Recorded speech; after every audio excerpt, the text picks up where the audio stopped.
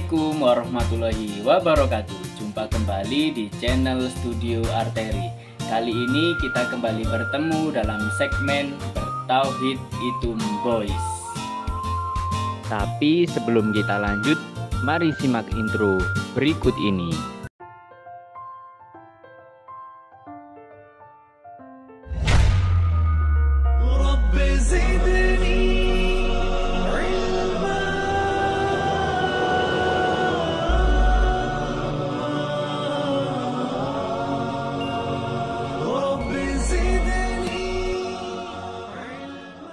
Bismillahirrahmanirrahim. Alhamdulillahirrabbilalamin. Alladzi arsala rasulahu bil huda wa dinil haqq liyudhhirahu ala dini kulli wa kafa billahi syahida. Asyhadu alla ilaha illallah wahdahu la syarikalah wa asyhadu anna Muhammadan abduhu wa rasuluhu la nabiyya ba'da. Allahumma sholli wa sallim wa barik ala nabiyyina Muhammad wa ala alihi wa ashabihi ajmain. Rabbi sidni ilma warzuqni fahma. Subhanaka la ilma lana illa ma 'allamtana innaka antal alimul hakim. Rabbi shrahli sadri wa yassirli amri wahlul 'uqdatam lisani yafqahu qouli. Amin amin ya rabbal alamin. Pada kesempatan kali ini insya Allah kita akan membahas bersama dan belajar bareng terkait tempat-tempat mustajabah dalam Islam.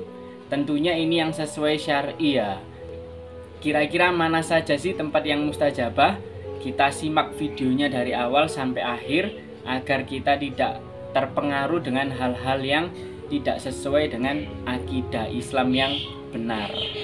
Kalau berbicara tentang akidah Islam, maka itu harus sesuai dengan syar'i, tuntunan yang diberikan oleh Rasulullah SAW. Karena tidak bisa dipungkiri di masyarakat Indonesia, khususnya di Jawa sendiri ya, kita tahu bahwa banyak sekali tradisi yang mungkin itu sebenarnya tidak ada di dalam syariat Islam atau pada tuntunan Rasulullah SAW. Tapi kita tidak melulu langsung membid'ahkan semua. Tetap kita harus melihat bagaimana hal itu dilakukan atau diterapkan di masyarakat. Selama itu tidak terjadi penyimpangan secara jauh yang condong kepada kemusyrikan, insya Allah itu tidak menjadi masalah. Karena dalam beragama itu sangat dimudahkan, terutama agama Islam itu memang diberikan kepada manusia sebagai hal pedoman hidup untuk kita semua. Salah satu hal yang sering terjadi di sekitar kita adalah masyarakat banyak menganggap bahwa di suatu tempat tertentu itu bisa mendatangkan kebermanfaatan. Salah satunya doanya itu mustajab alias mudah dikabulkan oleh Allah Subhanahu wa taala. Nah, ini yang akan kita bahas lebih jauh pada kesempatan video belajar bareng kali ini. Contohnya yang sering terjadi adalah menganggap bahwa di tempat-tempat yang dikeramatkan seperti petilasan ataupun punden yang dianggap sebagai tempat singgahnya para orang soli, para wali songo, dan juga ulama-ulama terdahulu kita rahimahullah itu dikultuskan, dalam tanda kutip menganggap bahwa kalau kita berdoa di tempat itu bisa lebih cepat terkabulnya. Nah, ini yang perlu kita luruskan dalam masyarakat Jawa pada khususnya dan Indonesia secara umum. Karena yang harus kita ketahui, tempat mustajabah dalam Islam itu sebenarnya ada apa tidak sih? Nah, kalau bicara ada apa tidak, jawabannya tentu ada. Tapi tidak semua tempat bisa kita anggap sebagai tempat mustajabah. Apalagi di makam-makam para wali, makam para ulama. Meskipun beliau selama hidupnya itu memang terkenal sebagai ulama yang solih dan juga berpengaruh. Namun selama beliau sudah meninggal, itu sudah tidak bisa memberikan suatu manfaat selain kita datang ke makam-makam beliau, berziarah, dalam tanda kutip ziarahnya itu mendoakan beliau-beliau yang sudah mendahului kita. Semoga kita juga bisa seperti beliau selama hidup, menjadi orang yang musli, orang yang paham agama dan memberikan kebermanfaatan bagi umat. Jadi kalau kita berziarah ke tempat-tempat para ulama, para habaib maupun para wali songo, itu hendaknya kita mendoakan beliau-beliau. Semoga kita mendapatkan anak cucu keturunan yang juga bisa solih, muslih, bermanfaat seperti para ulama terdahulu yang telah mendahului kita. Jadi intinya di sini ziarah kubur itu menurut sudut pandang saya yang berkaca kepada para ulama aswaja berakidah lurus itu diperbolehkan, asalkan tujuannya jelas.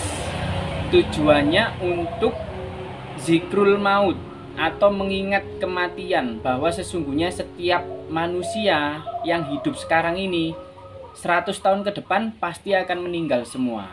Sesuai dengan firman Allah Subhanahu wa taala, kullun nafsin dha'iqatul maut.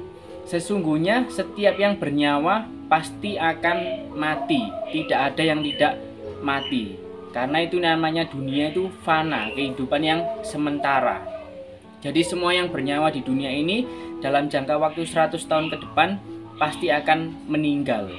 Maka dari itu kita berziarah sebenarnya malah mendoakan beliau-beliau yang sudah mendahului kita. Semoga diampuni segala kesalahan dan dosanya, serta diterima amal ibadahnya dan ditempatkan di tempat terbaik di sisi Allah Subhanahu wa taala. Dan kelak kita bisa berkumpul dengan para ulama, para habaib, para keluarga yang kita cintai, seiman, seakidah, dan akan bertemu dengan Rasulullah Muhammad SAW, menyaksikan langsung seperti apa nur Allah di surganya nanti. Hendaknya seperti itu, bukan malah kita mendatangi ke makam yang dianggap orang soli, orang berpengaruh, ulama, wali songo, dan sebagainya. Kita malah meminta doa, semoga anak saya nanti lulus ujian, semoga diberikan rezeki, semoga diberikan keturunan dan sebagainya. Itu adalah akidah yang menyimpang yang perlu kita luruskan. Jadi kalau kita berziarah di makam, kita itu hendaknya mendoakan beliau sama berkaca diri bahwa kelak kita pun akan menempati posisi yang sama seperti beliau-beliau yang sudah mendahului kita. Itu yang pertama. Jadi tidak ada satupun tempat mustajabah, baik itu makam para ulama, makam para wali songo, makam para orang-orang terpandang di sekitar kita. Tidak ada. Sekarang kita bahas, lantas manakah tempat mustajabah dalam sudut pandang Islam yang secara syar'i? Dalam Islam disebutkan bahwa ada tempat mustajabah, tapi hanya ada 3 di seluruh dunia. Dan itu tempatnya bukan di Indonesia. Di 3 tempat itu yang pertama adalah Masjidil Haram. Tentu Masjidil Haram itu adalah tempat suci umat muslim di seluruh dunia. Bahkan sejak pertama Nabi Adam alaihissalam diturunkan ke muka bumi, beliau itu mulai membangun Ka'bah di tempat tersebut. Maka dari tempat ini sangat spesial bagi akidah Islam. Yang kedua adalah Masjid Nabawi yang ada di kota Madinah.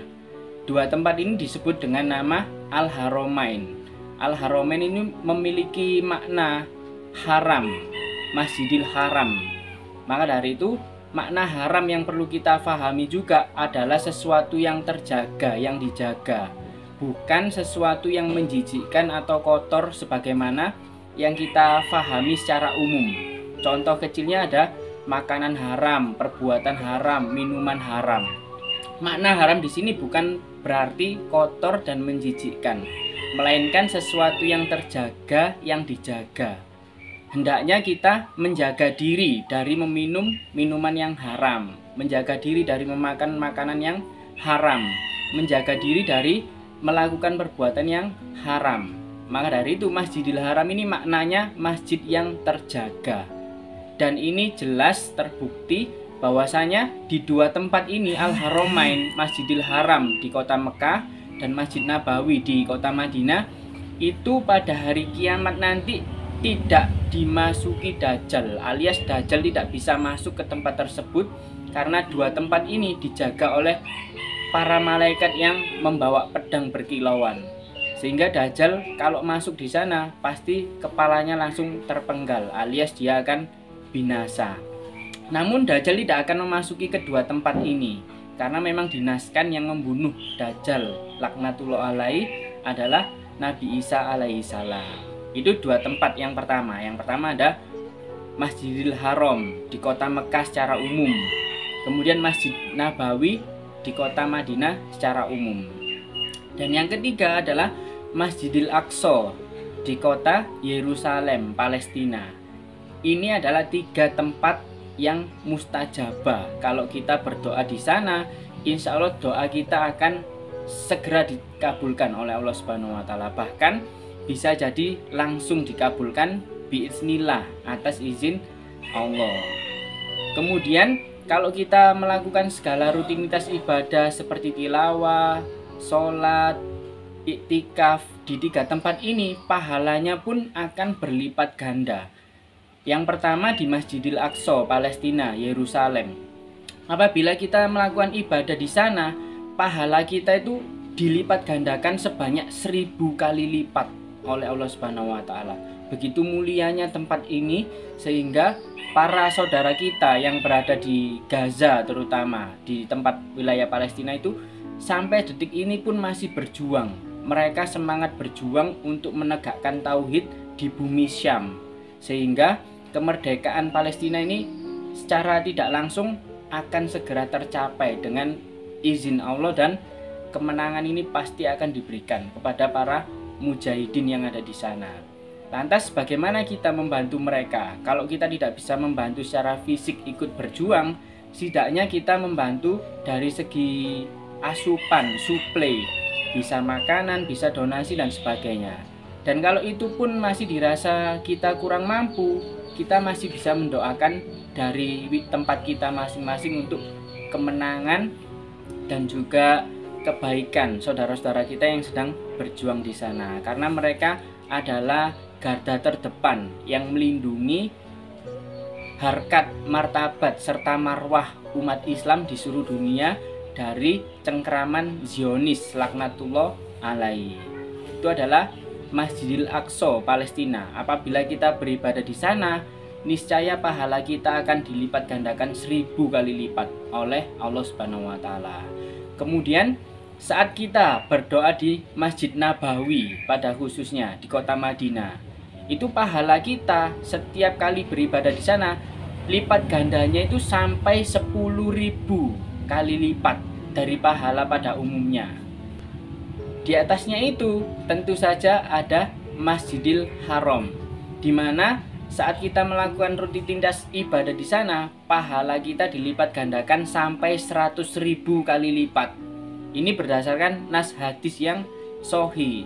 Tapi kita tidak melulu berpatok pada lipatan ini, karena bismillah Allah bisa saja melipat gandakan jauh lebih besar dari apa yang kita ketahui, karena Allah adalah maha kuasa atas segala sesuatu. Nah, kesimpulan pada tempat mustajab kali ini yaitu ada 3.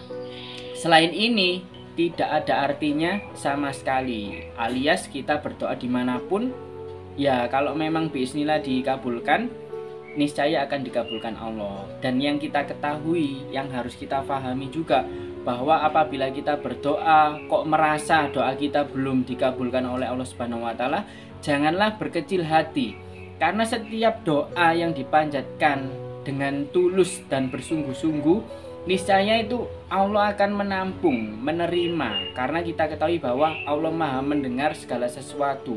Bahkan kita tidak berdoa pun Allah itu mengetahui segala kemauan dan hajat kita semua, karena Allah adalah zat yang maha pencipta, yang maha mengetahui dan maha kuasa. Karena apabila doa kita belum dikabulkan oleh Allah Subhanahu wa Ta'ala, maka doa kita itu akan di-keep terlebih dahulu untuk diberikan dalam jangka waktu beberapa saat ke depan, beberapa tahun ke depan.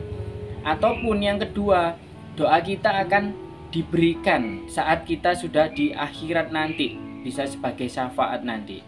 Atau yang ketiga, doa kita ini diganti menjadi sesuatu kebaikan. Misalkan sebenarnya kita pada hari ini saat berpergian itu kita akan mengalami kecelakaan. Kemudian karena doa kita itu Allah menyelamatkan kita, tidak jadi kecelakaan. Kalaupun tetap kecelakaan, kita masih selamat. Itu adalah perguliran doa yang mungkin selama ini kita rasakan, kok doaku belum terkabul ya. Itu ada 3 penyebab. Yang pertama, doanya diberikan di waktu yang tepat. Yang kedua, doanya akan diberikan saat di akhirat nanti. Dan yang ketiga, doanya itu diganti menjadi sesuatu yang jauh lebih bermanfaat pada saat itu. Alias Allah maha mengetahui apa yang kita butuhkan daripada apa yang kita mau. Intinya kita harus senantiasa berprasangka baik kepada Allah Subhanahu wa taala. Karena menurut nas hadis, Allah ini berkehendak sesuai prasangka hambanya. Jadi itu ya teman-teman, kita harus yakin sebagai akidah Islam yang lurus bahwa tidak ada tempat mustajab kecuali di 3 kota tersebut. Yang pertama kota Mekah di dalam Masjidil Haram, yang kedua kota Madinah di dalam Masjid Nabawi, dan yang ketiga di kota Yerusalem, lebih tepatnya fokus di Masjidil Aqsa.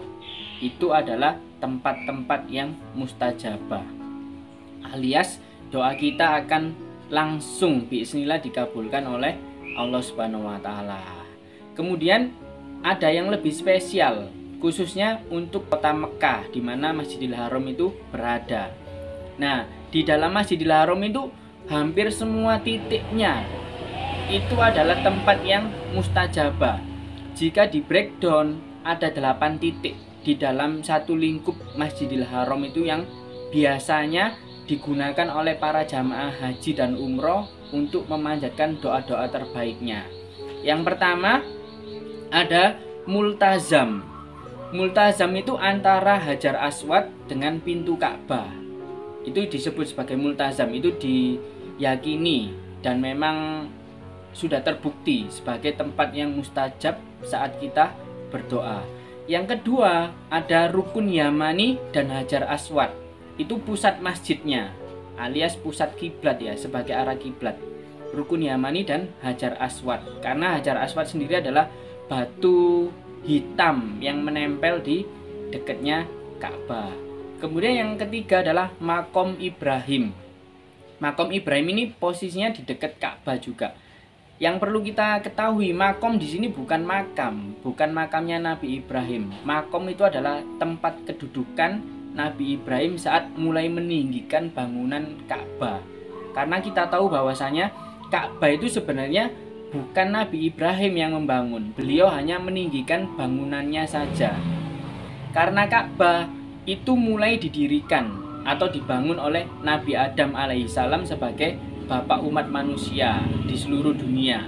Saat beliau diturunkan ke bumi karena kesalahan yang sudah kita ketahui bersama. Karena beliau dan ibunda Hawa tergoda oleh bujuk rayu iblis laknatullah alaihi. Nabi Adam alaihissalam itu mulai membuat fondasinya Ka'bah. Kemudian Nabi Ibrahim alaihissalam ini yang meninggikan, dibantu dengan putranya yang pertama, Nabi Ismail alaihissalam. Itu tempat ketiga, Makom Ibrahim.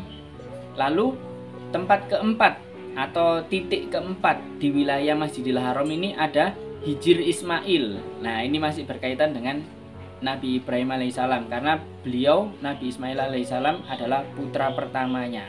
Ini berada di dekat Ka'bah juga, yang berbentuk setengah lingkaran seperti busur derajat itu ya, seperti penggaris busur, bentuknya setengah lingkaran.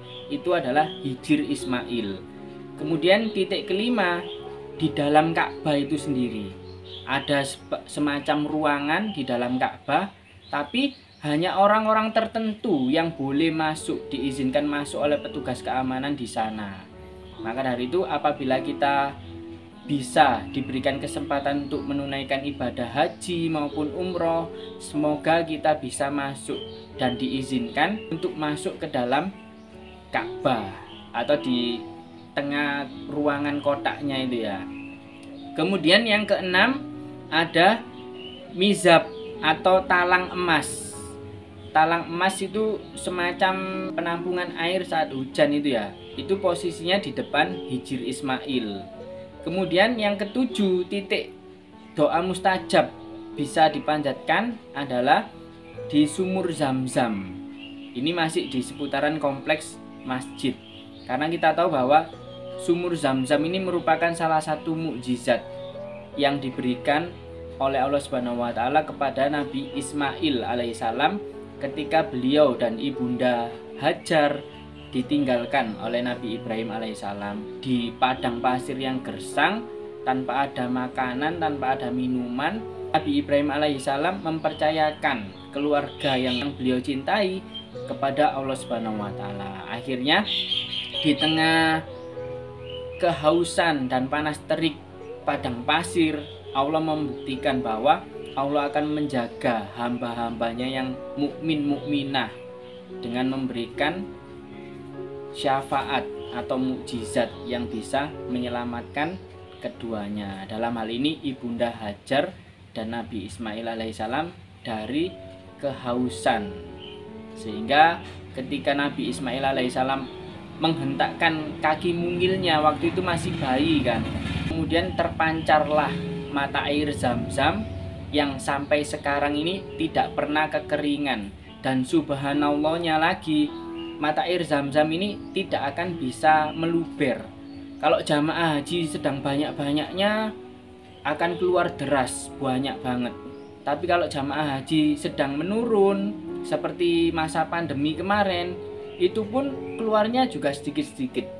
Itu bukti bahwa Allah Subhanahu wa taala sangat maha kuasa atas segala sesuatu.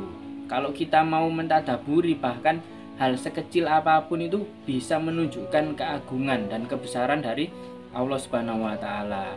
Contoh kecilnya adalah cacing, yang kita tahu bahwa makhluk yang mungkin sangat lemah, tidak ada pertahanan diri seperti bisa, tanduk, cakar, duri-duri, racun dan sebagainya. Tapi mereka tetap bisa berkembang biak dengan baik. Dan kita ketahui menurut para ilmuwan, cacing itu buta, benar-benar buta, tidak punya mata, tidak punya hidung. Tapi mereka tetap bisa hidup. Bahkan hidupnya itu di dalam tanah yang gelap, di dalam tanah yang bisa dibilang, masa bisa makhluk selain cacing itu hidup di dalam tanah.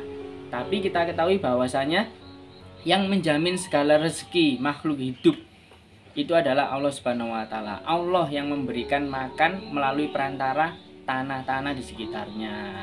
Seperti halnya burung-burung. Mereka keluar dari sarangnya pagi hari dengan perut kosong, tapi mereka ikhtiar terbang kemana, kesana kemari untuk mencari makan. Allah yang akan mencukupkan rezekinya. Maka dari itu burung saat sore hari kembali ke sarangnya, mereka dengan perut kenyang dan bisa memberikan makan kepada anak-anaknya. Itu adalah bentuk bahwasanya Allah Subhanahu wa taala yang mencukupi segala rezeki makhluk hidupnya.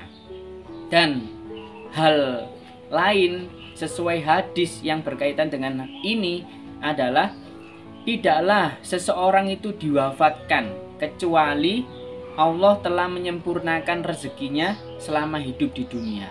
Jadi yang perlu kita ketahui di sini untuk meningkatkan akidah juga dan bisa lebih bersabar apabila kita kehilangan seseorang yang kita cintai, baik itu keluarga, sahabat dan sebagainya. Kita harus yakin bahwa apabila orang yang meninggal, segala sesuatu rezekinya itu sudah dicukupkan di dunia. Maka dari itu orang tersebut meninggal dunia.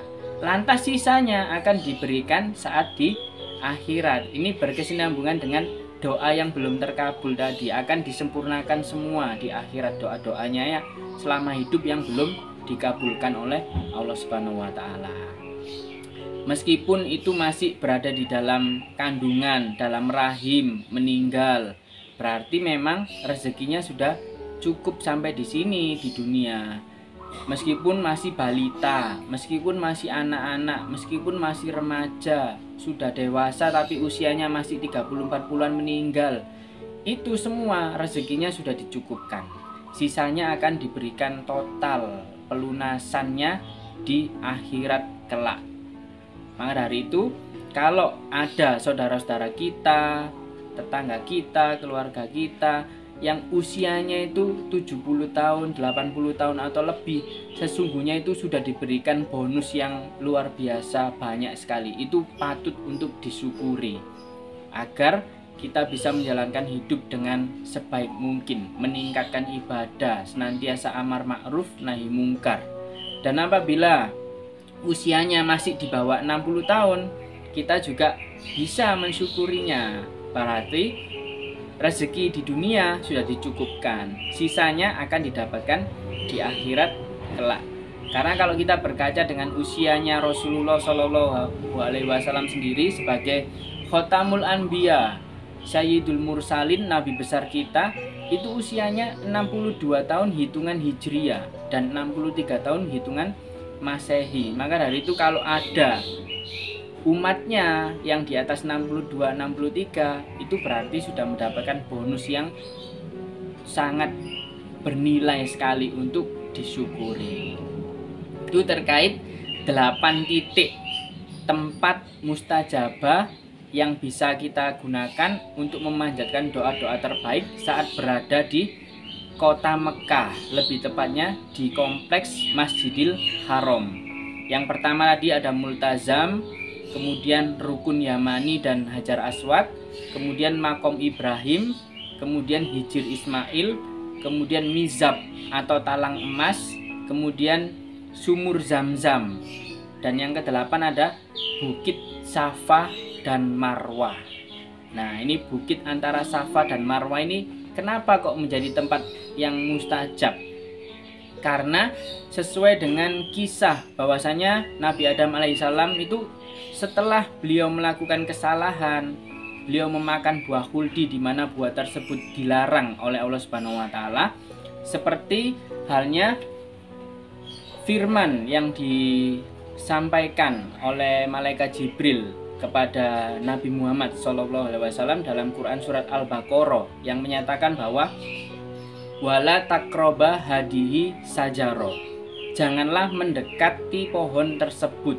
Nabi Adam alaihissalam sama ibunda Hawa itu dibebaskan melakukan segala sesuatu di surga, pengen apa diberikan, ingin apa dikabulkan, tapi hanya diberikan satu syarat saja, wala takroba hadihi sajaro, janganlah mendekat pohon tersebut. Cuman itu saja syaratnya.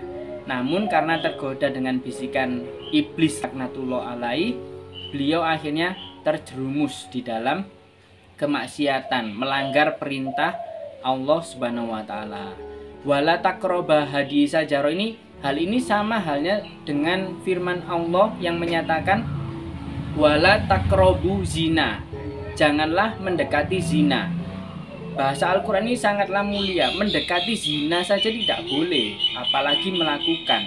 Karena kalau kita sudah mendekat, otomatis penasaran. Kalau sudah penasaran, pasti akhirnya kepingin nyoba. Kalau sudah mencoba, berarti kita sudah melanggar apa yang dilarang oleh Allah Subhanahu wa taala. Nah, ketika Nabi Adam alaihissalam itu diturunkan dari surga ke bumi, beliau menurut nas hadis itu turunnya di daerah kalau sekarang bisa disebut sebagai Sri Lanka. Kemudian ibunda Hawa ketika diturunkan ke bumi, beliau itu berada di Irak. Nah, Bukit Safa dan Marwah ini adalah tempat bertemunya Nabi Adam alaihissalam dan ibunda Hawa saat berada di dunia. Maka dari itu rukun haji yang menitik beratkan pada tempat Bukit Safa dan Marwah ini, kita hendaknya bisa melakukan lari-lari kecil, seperti lari tapi tidak lari, jalan juga tidak jalan. Lari-lari kecil itu mengindikasikan bahwa pertemuan kedua manusia yang sebagai bapak ibu umat manusia itu bertemu di wilayah Bukit Safa dan Marwah. Itu adalah 8 tempat atau 8 titik yang mustajabah doanya kalau kita memanjatkan di sana. Tapi semua tentu biiznillah, atas izin Allah. Kalau memang Allah sudah ingin mengabulkan, tidak harus di tempat-tempat mustajabah pun niscaya doa kita akan terkabul. Yang penting kita memintanya dengan tulus, bersungguh-sungguh, dan menyebutkan kalimat thayyibah serta Asmaul Husna, nama-nama Allah yang bisa kita ucapkan terlebih dahulu sebelum memanjatkan doa. Misalkan, ya Aziz, berikan saya kekuatan agar saya bisa menjalankan puasa selama 30 hari ini dengan optimal dan maksimal. Kemudian, ya Muhaimin, berikanlah saya kelancaran untuk menjalankan aktivitas pekerjaan saya agar senantiasa Engkau berkahi. Misalkan, ya Rozak, pasti malaikat langsung tahu, oh hari ini njaluk rezeki, njaluk duit pasti. Nek wis ngomong ya Rozak. Nah, contohnya seperti itu. Kita sebut Asmaul Husna yang sesuai dengan doa yang kita panjatkan terlebih dahulu. Itu bisa mempercepat doa kita terkabul. Banyak-banyak memanjatkan doa dengan ya Rozak kalau kita ingin mendapatkan banyak rezeki. Contoh kecilnya seperti itu. Tapi banyak sekali nama-nama Allah yang bisa kita sebut. Tidak harus ya Rozak ya. Kecuali kalau memang benar-benar butuh, nggak harus pinjam 100, kita minta dengan ya Rozak. Itu tempat-tempat mustajab.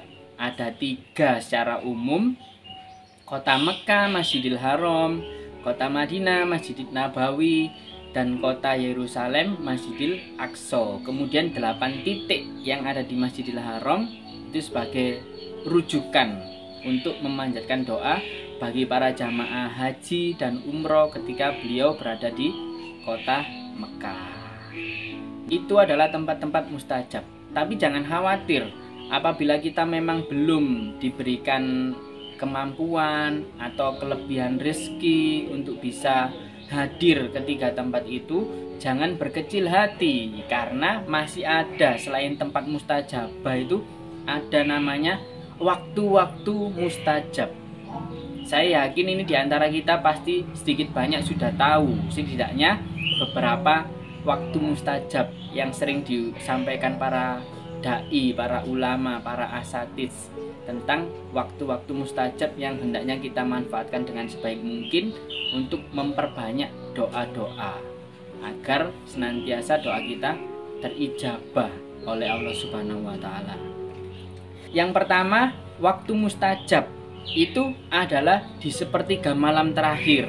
Ini sudah menjadi rahasia umum kita semua ya, bahwa waktu malam di sepertiga malam terakhir, lebih tepatnya, itu adalah waktu yang sangat mustajab untuk berdoa. Selepas kita menjalankan sholat tahajud atau qiyamul lail, kita perbanyak-banyak memanjatkan doa terbaik untuk kehidupan kita selama di dunia maupun di akhirat. Kemudian yang kedua, yakni antara azan dan iqomah. Jadi setelah selesai azan kan ada jeda waktu ya, antara 3-5 menit biasanya iqomah. Itu adalah waktu yang terbaik untuk memanjatkan doa-doa, karena waktu antara azan dan iqomah ini menjadi salah satu waktu yang mustajab. Dan yang ketiga adalah saat sujud di tengah sholat. Jadi kalau kita bersujud di saat sholat itu dilama-lamakan sujudnya.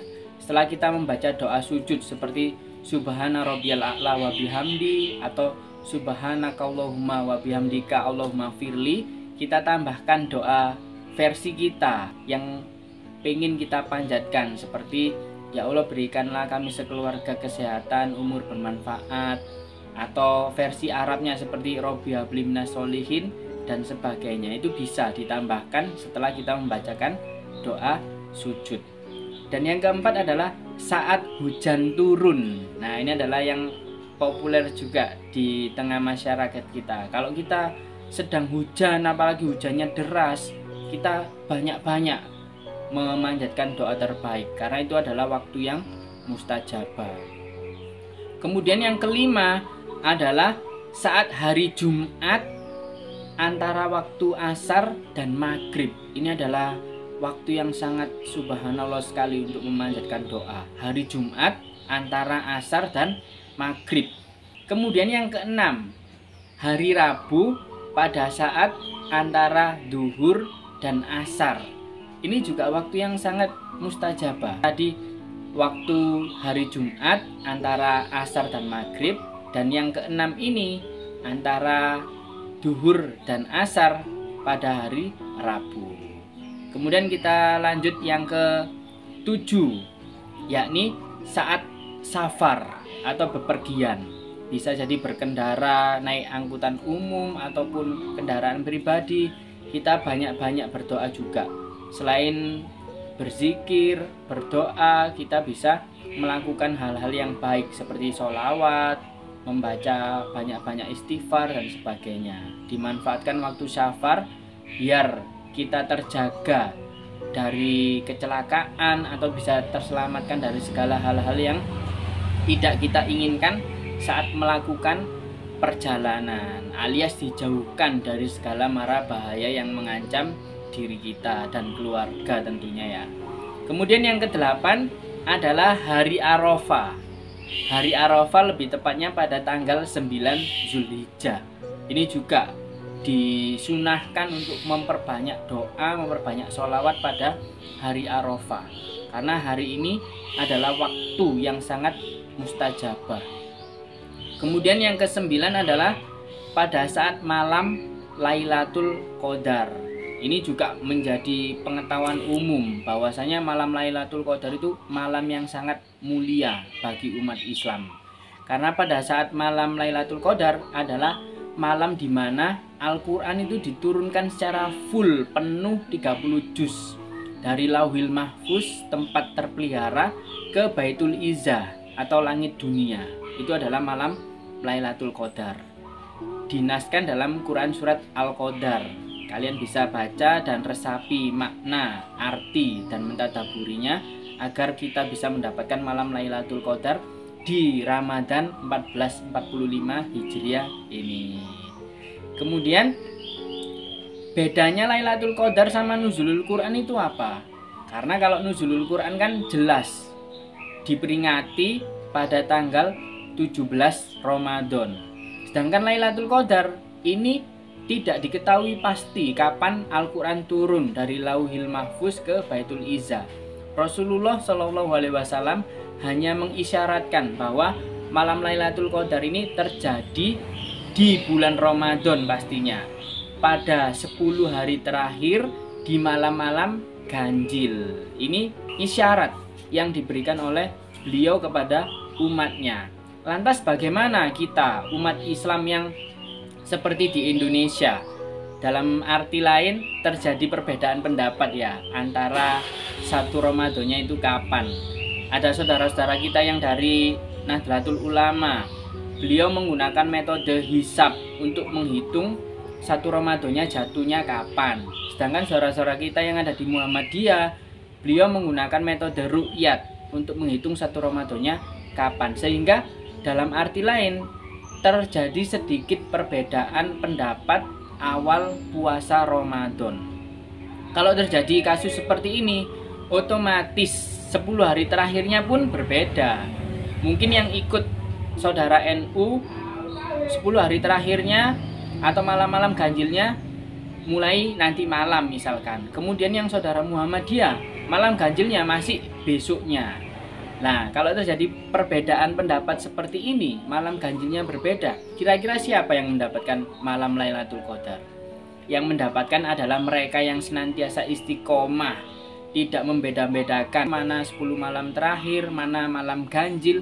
Mereka tetap istiqomah, tarawihnya, tilawahnya, terus sholat qiyamul lailnya itu tetap istiqomah. Insya Allah mereka-mereka itulah yang mendapatkan kemuliaan Lailatul Qadar. Tidak peduli ini malam ganjil apa tidak, mereka tetap istiqomah, meningkatkan dan terus memacu fastabihul khairat dalam hal beribadah di bulan suci Ramadan ini. Kemudian kalau nuzulul Quran adalah Al-Quran diturunkan juga, tapi beda konsep. Kalau Lailatul Qadar itu dari Lauhil Mahfuz full 30 juz ke Baitul Izzah atau langit dunia. Sedangkan nuzulul Quran yang diperingati setiap 17 Ramadan, malam 17 Ramadan, itu adalah Al-Quran diturunkan secara bertahap sesuai kebutuhan yang diperlukan untuk Rasulullah Muhammad Shallallahu Alaihi Wasallam. Dimulai pada 17 Ramadan saat beliau berada di Gua Hiro. Surat pertama yang diturunkan adalah surat Al-Alaq ayat 1 sampai 5. Jadi kita harus ketahui ya bedanya nuzulul Quran sama Lailatul Qadar. Kalau nuzulul Quran secara bertahap atau berangsur-angsur sesuai kebutuhan. Surat pertama yakni Al-Alaq 1 sampai 5 saat Rasulullah Shallallahu Alaihi Wasallam berada di Gua Hiro. Jadi kalau Lailatul Qadar adalah full turunnya Al-Quran 30 juz dari Lauhil Mahfuz ke Baitul Izzah atau langit dunia. Jadi kita sudah memahami ya bedanya antara Lailatul Qadar dan Nuzulul Quran. Sama-sama hari di mana diturunkannya Al-Quran, namun berbeda konsep. Pembahasan lebih rinci, lebih lengkap dan jelas terkait Nuzulul Quran dan Lailatul Qadar bisa kalian simak di video belajar bareng yang sudah saya buat sebelumnya. Nanti saya akan tampilkan di deskripsi link videonya. Oke, sekarang kita masuk waktu ke-10 terkait waktu mustajab, yakni pada saat kita sahur. Karena kita kan sekarang berada di bulan suci Ramadan ya. Ini sudah hari ke-6 juga. Semoga puasa kita masih diberikan kemudahan, kelancaran hingga finish nanti. Sahur merupakan salah satu waktu yang mustajab juga. Jadi setelah kita melaksanakan sahur bersama keluarga, hendaknya kita menyempatkan diri untuk berdoa, memanjatkan doa-doa terbaik. Karena saat sahur adalah salah satu waktu yang mustajab juga. Ini sebenarnya masih berkaitan dengan yang pertama tadi, terkait sepertiga malam terakhir. Karena sepertiga malam terakhir ini masih nyambung dengan waktu sahur saat kita hendak berpuasa. Kemudian yang ke-11 adalah waktu berbuka puasa. Nah, tentunya berbuka puasa dan sahur ini adalah waktu yang sangat tepat, waktu yang sangat mustajab untuk berdoa. Lalu yang ke-12 adalah pada saat selesai atau akhir sholat fardu, sholat 5 waktu. Ini menjadi waktu yang mustajab juga. Maka dari itu, setelah kita selesai menunaikan sholat fardu, hendaknya kita menyempatkan diri untuk berzikir dan juga berdoa terlebih dahulu, memanjatkan hajat-hajat yang kita inginkan agar senantiasa segera dikabulkan oleh Allah Subhanahu wa taala. Kemudian yang ke-13, yakni saat kita meminum air Zam-Zam. Karena apa? Ada hadis yang menyatakan bahwa air Zam-Zam ini berkhasiat sesuai dengan keinginan dan niat peminumnya. Jadi kalau yang meminum misalkan punya riwayat sakit ya, pengen bismillah meminum air Zam-Zam ini Allah menyembuhkan, insya Allah akan disembuhkan. Pengen bisa menjadi orang yang lebih baik lagi dalam hal beribadah, bersedekah dan sebagainya, akan Allah kabulkan.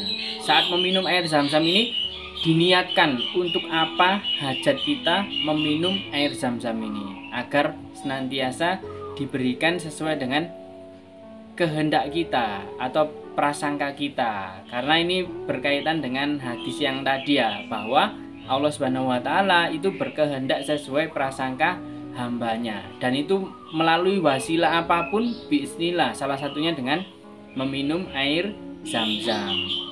Lalu yang ke-14, yakni saat kita secara diam-diam mendoakan teman, sahabat, apalagi keluarga kita tanpa diketahui orang tersebut.